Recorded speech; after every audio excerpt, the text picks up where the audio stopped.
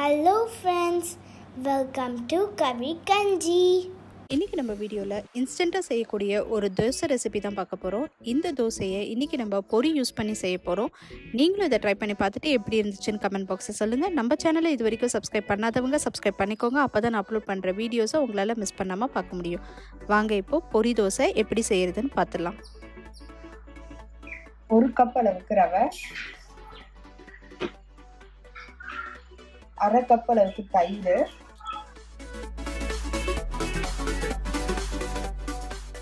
அரை கப் அளவுக்கு தண்ணி,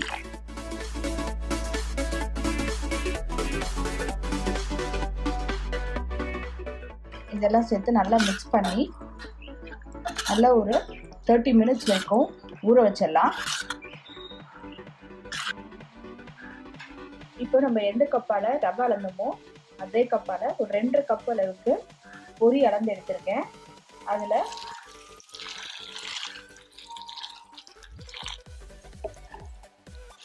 தண்ணி சேர்த்து நல்லா பொரியை அலசி எடுத்துக்கலாம். நமத்து போற பொரியா இருந்தாலும் யூஸ் பண்ணிக்கலாம். ஒரு 2 தடவை தண்ணியில சேர்த்து நல்லா அலசிட்டு கொஞ்சம் கூட தண்ணி இல்லாம புளிஞ்சு எடுத்துக்கணும். இப்போ பொரியை நல்லா ஊற வச்சு நல்லா அலசி எடுத்துட்டு வந்தாச்சு. பாருங்க, கொஞ்சம் கூட தண்ணி இல்லை. இது கூட நம்ம ஊற வச்சிருந்த ரவையும் சேர்த்து தோசை மாவு பதத்துக்கு அரைச்சி எடுத்துக்கலாம்.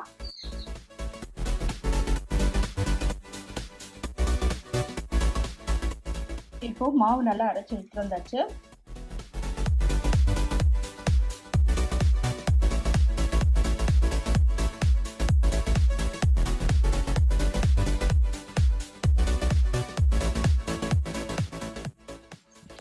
பாருங்க, தோசை மாவு பதத்துக்கு இருக்கு. இந்த அளவுக்கு இருந்தா போதும், அப்பதான் தோசை ஊற்ற வரும். இப்போ தேவையான அளவு உப்பு சேர்த்துக்கலாம்.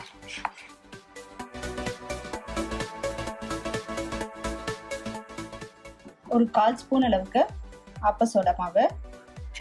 இது ஆப்ஷனல் தான்.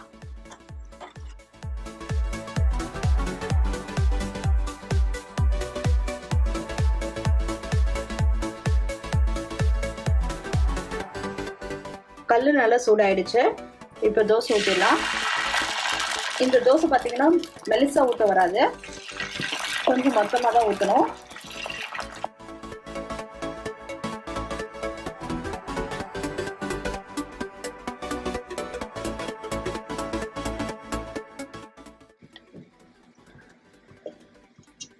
மூடி வச்சு குக் பண்ணி எடுத்துக்கலாம்.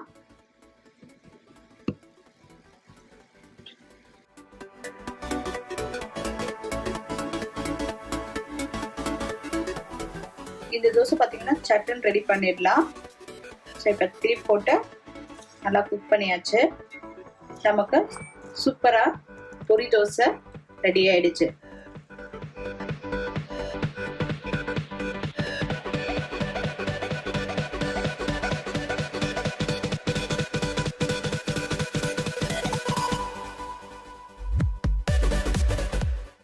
Thanks for watching this video. உங்களுக்கு இந்த வீடியோ பிடிச்சிருந்துச்சுன்னா லைக் பண்ணுங்க, ஷேர் பண்ணுங்க, கமெண்ட் பண்ணுங்க.